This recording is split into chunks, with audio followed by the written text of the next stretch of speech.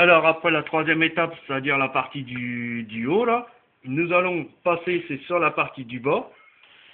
Alors, comme ici.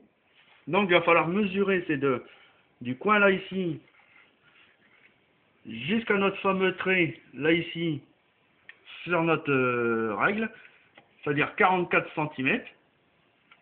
Ensuite des 44 cm là ici jusque là ici, c'est-à-dire 22 cm.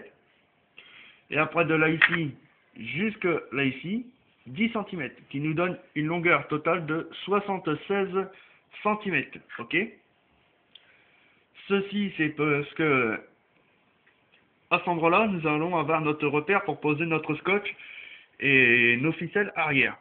Donc, là ici, à 44 cm.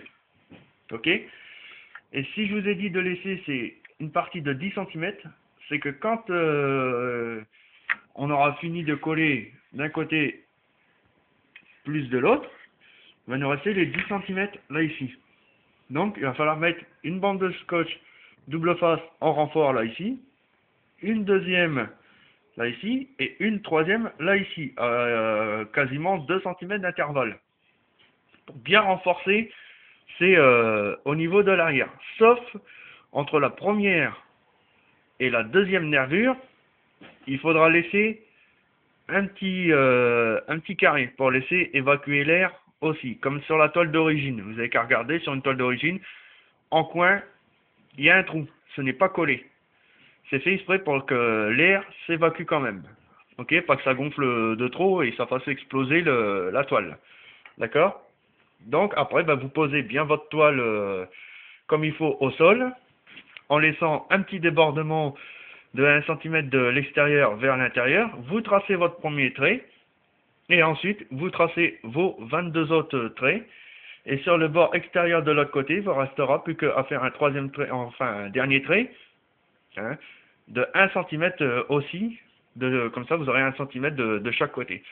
Et après, vous prenez votre grand règle et vous tracez votre grand trait à 44 cm, l'autre à 22 et l'autre à 76. Voilà. Comme ça, vous aurez votre deuxième morceau de toile, hein, qui servira à coller carrément là en dessous. Comme ça, vous aurez un au-dessus et un en dessous. Et là, votre toile sera, disons, pratiquement finie. Ok. Et après, entre deux, il faudra passer les ficelles. Alors, pour ce faire, moi, pour passer les ficelles à l'arrière, surtout, c'est que je mets mon double face jusque là, ici, au niveau de mon trait, mon scotch renforcé, je perce à 2 cm du scotch, enfin du bord, je me perce un petit trou à 2 cm, ok. Donc, si c'est possible, c'est d'essayer de trouver une aiguille à laine, hein, pour enfiler de la laine dedans quand les couturières ils prennent de la grosse ficelle.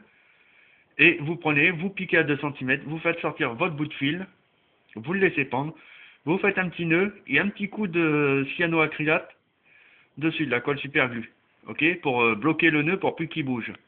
D'accord?